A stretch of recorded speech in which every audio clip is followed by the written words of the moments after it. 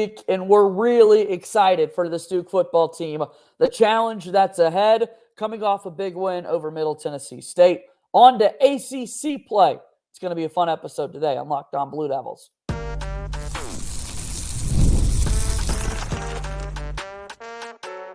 You are Locked On Blue Devils, your daily podcast on the Duke Blue Devils.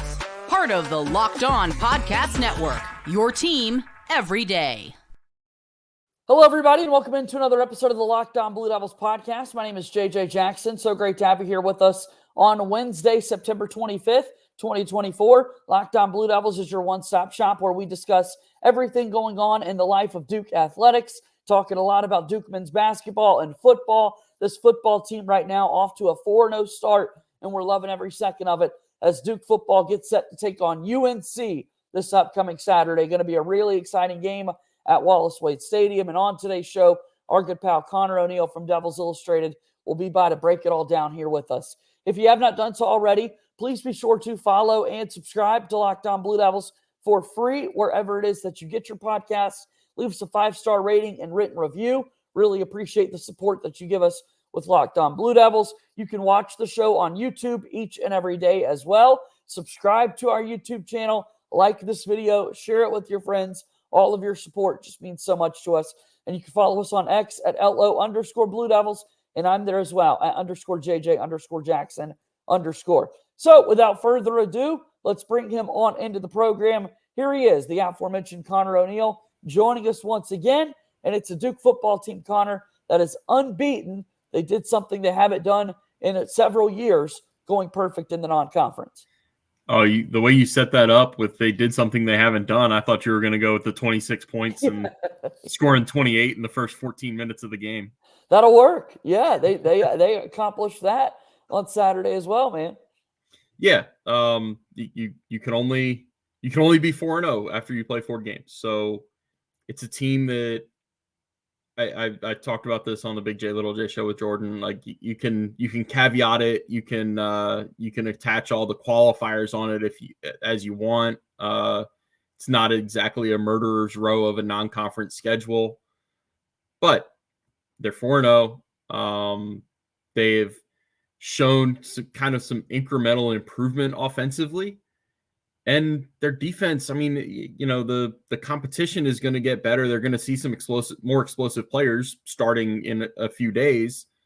But it's a defense that flies around and leads the country in TFLs and is second in sacks. So there's a lot to kind of hang your hat on as far as like this.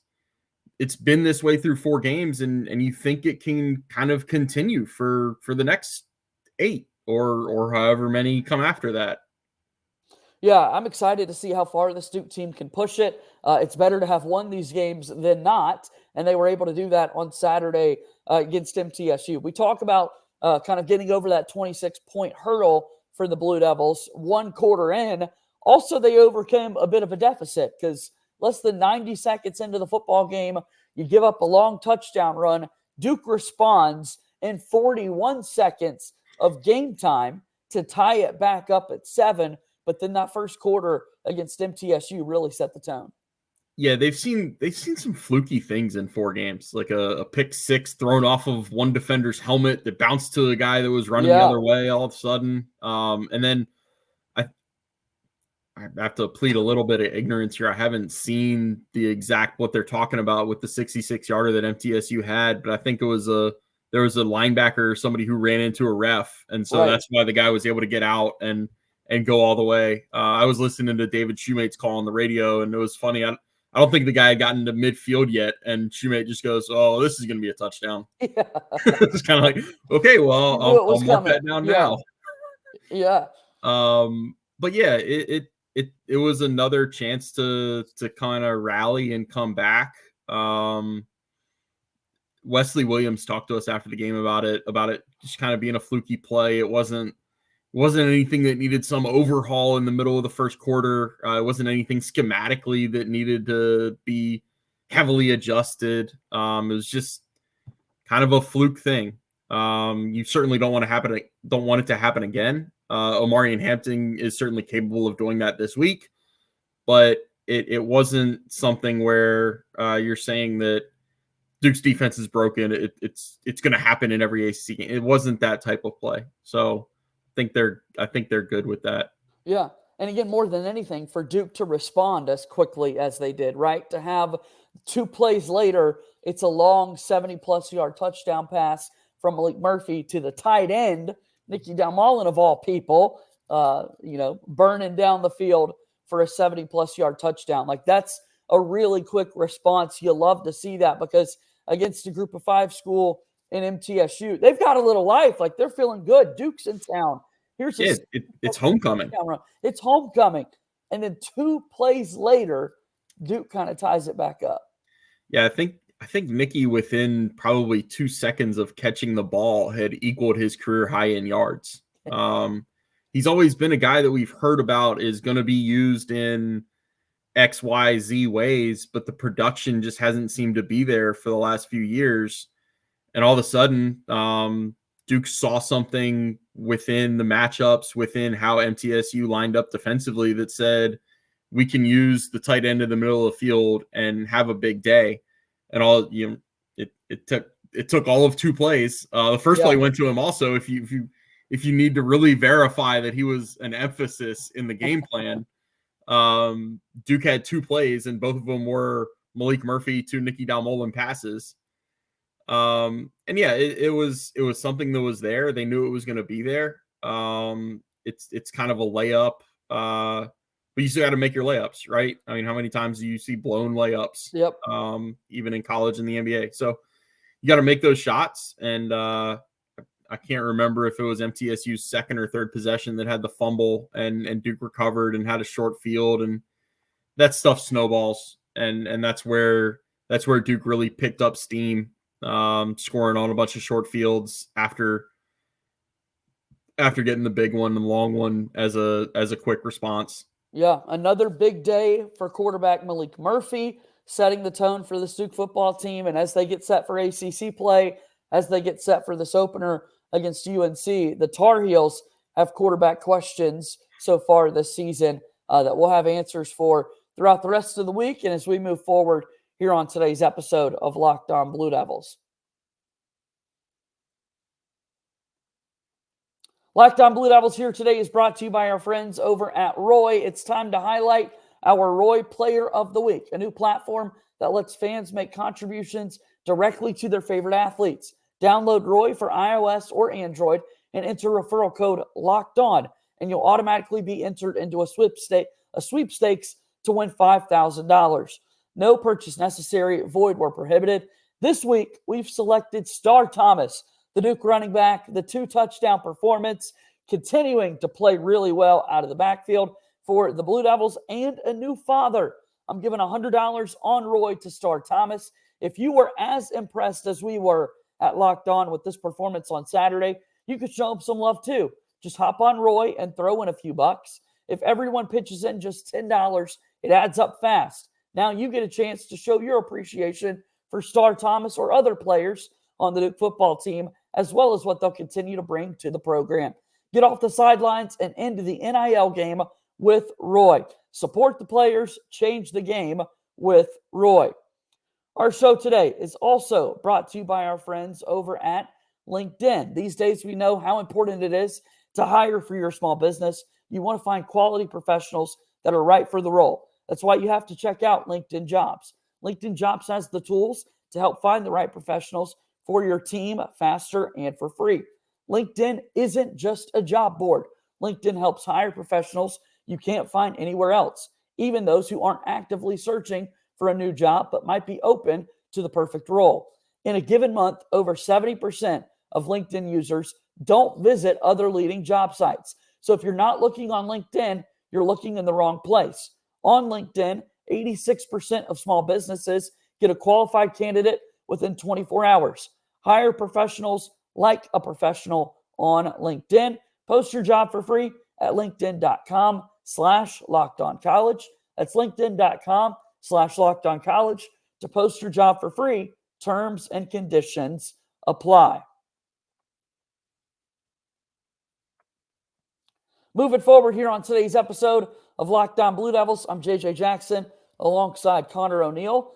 a bit under the weather, not sounding the best today, but still bringing you great Duke football discussion as they've got a win against MTSU, now getting set for UNC. And I want to talk quarterback, Connor, because we talked about Malik Murphy all offseason, like really curious what it's going to look like not playing in the Big 12 with Texas, but coming over to the ACC and playing for Duke. He's had multiple touchdowns in every single game this season, has had an interception in each game as well. Like, how do you lay out what he's been able to do?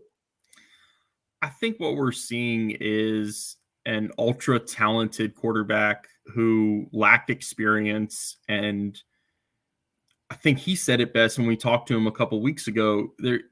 It's not like transferring just all of a sudden heaped 1,000 reps onto his plate. We have this notion that every player that comes out of the transfer portal is experienced. And for a lot of players, that's true. Like Alex Howard and Ozzie Nicholas on the defensive side of the things.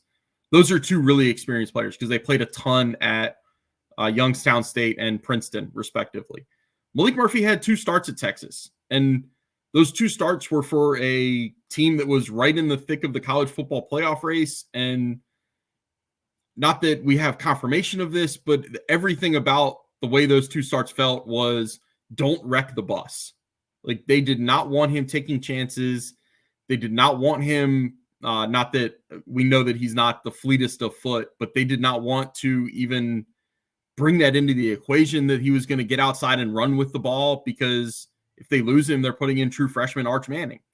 So he's a guy that just needed the experience and needed the reps. And he's still not even halfway to 1,000 game reps in his career. I think he's around like 480 at this point.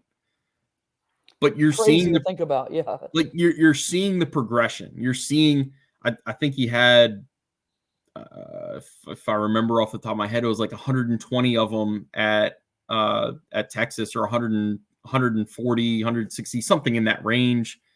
So he already has doubled that or about since he's come to Duke. You're seeing a guy that in the first year of this system is pretty adept at spitting the ball out accurately. It's a spread offense with a little bit of option in it without QB run being in the equation with him. But it's also got some air raid tendencies or qualities to it. And air raid is predicated on quick passes to take advantage of getting the ball into space as quickly as possible.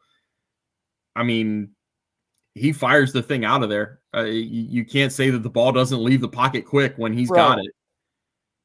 And he throws a beautiful deep ball. He gets a little erratic. I mean, but that's going to come. Like, that's just kind of the nature of being a guy who's in his 3rd year as a college quarterback and has now 6 starts under his belt. He's not this veteran that was highly sought by somebody looking for a veteran quarterback to kind of complete their puzzle. That's what NC State was doing with Grayson McCall. That's not where Malik Murphy was. He was a raw product, and you're seeing him kind of get shaped and rounded into a finished product. Now, how much of that process gets established and completed by the end of the season, I don't know. I mean, if he keeps throwing multiple touchdowns and cuts down the interceptions, then we're going to be talking about him as either a dark horse Heisman guy or whatever. If the level of play continues and he keeps racking up yards and touchdowns, I think it's more likely that it stays a little inconsistent. You go through kind of the roller coaster in games with him where for a quarter or a quarter and a half, he looks like he's one of the best quarterbacks in the ACC. For a quarter or half a quarter, he looks like he can't complete the simple passes. He looks like he's driving you crazy because he's throwing the ball 40 yards down the field on 3rd and 2. And I get it, but that's just where Duke is with Malik. What I've loved as well, Connor, as we look at the game this past weekend and then the 3 games prior to that, it's like a different player each week, right? Nicky Dalmolin had the big week this week against UConn. It was Quayshawn Brown. 13 different Blue Devils have caught passes so far this season, and Henry Beelan only has one pass attempt. Nothing for Grayson Loftus. It's all been Malik Murphy, right? And the fact that he's able to kind of time up and connect with so many different playmakers, I think that's big for the offense as well. He's not totally focused in on one guy. Jordan Moore is by far the best player. Eli Pankel gets a lot of targets, but there are other guys out there, and he's not afraid to utilize them. Yeah, there are a lot of things that I don't want to go back and like freezing cold take in September. Like, I want to wait until late October and November to do those types of things. But I think the one we can go back and say is, like, I think there were, when the ACC position rankings were coming out, not to throw David Hale under the bus, but I know that's a big thing that he does every August. And you'd always find Duke's receiving core at the bottom of those lists in ACC hierarchy and tiers. And it just never made sense to me, because we knew Jordan Moore was one of the best receivers in the league.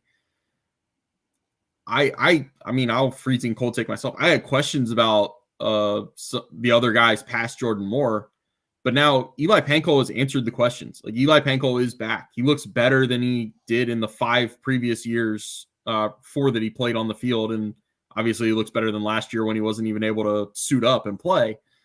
Quayshawn Brown has answered questions. Like, Quayshawn Brown showed against UConn, he was ready to step up and make big plays when it mattered. You're still kind of waiting on the consistency from Samir Higgins and Jontavis Robertson, but they're at least giving you something. We'll see what Chase Tyler's development looks like. I know they got him in there for a lot of snaps against Middle Tennessee, and he just had 1 catch for 1 yard, but it's valuable experience that they can build with. And then we're going to see, really interested to see if Nicky Dalmolin continues to pop, or if it was just a Middle Tennessee game planning thing. If nothing else, like, you've put it out there, you've put it on film for 1 game that, hey, we can throw to this guy that had a previous career high of 40 yards and turn him into a weapon and really use him if he's neglected, or if he's covered by a midget DB or a slow linebacker or something like that. Like, they can actually use some matchups to their advantage with him. And then it was another week offensively for the Blue Devils where they were able to kind of run the football. A really nice performance from Star Thomas. Peyton Jones also got into the end zone. All 3 rushing touchdowns for Duke were 1 yard out. So good job by that offensive line, kind of opening it up and able to run it in. But another 100-yard rushing day for Star Thomas, and really fun to see them get the ground game going after that being a very clear and obvious struggle the first 2 weeks of the season. Yeah, there was a feeling that in those first 2 games they didn't take advantage of the light boxes when Northwestern and Elon were lining up and, you know, doing basically what the NFL is talking about doing, putting 2 safeties over the top and not letting you throw deep. It's more of what Northwestern did. They were able to throw deep against Elon. They just didn't connect on many deep balls. Right. The run game didn't take enough advantage of, you know, ripping off 6, 7, 8 yard runs against 6-man boxes. And you have to be able to run against those looks, or your offense is going to be really inefficient and really reliant on passing. They've done a better job the last 2 weeks of running into those boxes. And it's even more impressive when you consider UConn does something different than most college football teams, where they run a 3-man front. It's called an Okie front for the football X's and O's savants. It's the same thing. I basically think of it as NC State's defense is the only one in the ACC that does it consistently and does it well. And that's why they've been a good defense the games against the orange teams notwithstanding. Yeah. That's why they've been a good defense for the last 6 or 7 years. They're basically the only ones in the ACC that do it. UConn does the same thing, and being able to run against UConn, that makes it really impressive.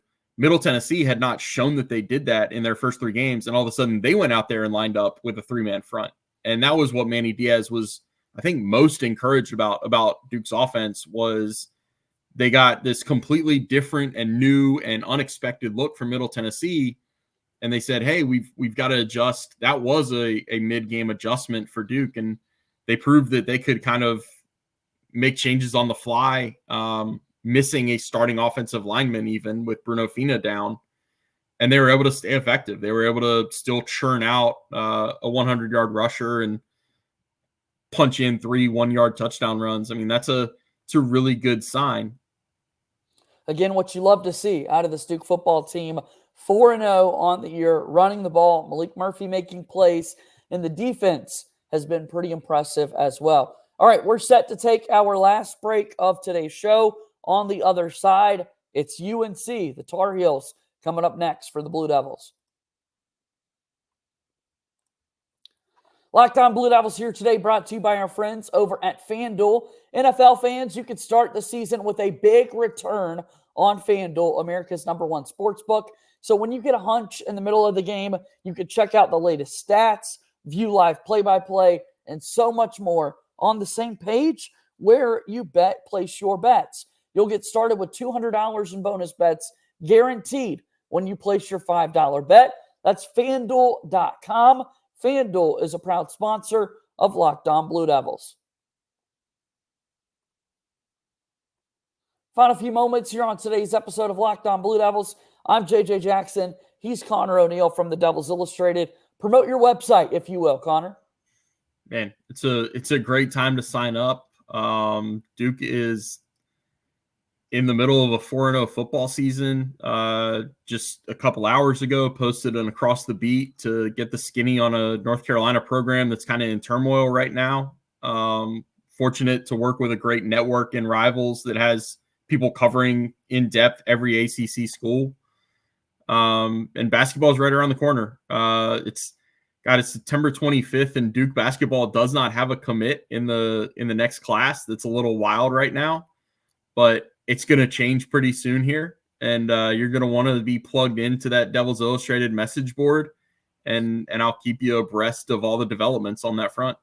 I can't wait to read all of it. Go check it all out again, duke.rivals.com. At that website, you do a great job of previewing the upcoming opponents for the Duke football team. UNC is the team due up next for Duke. James Madison just scored 70 points in Chapel Hill on these Tar Heels. We already knew about the rotating door at quarterback that they've had through the first 4 games this season. What are those big things Duke fans need to know about this UNC team?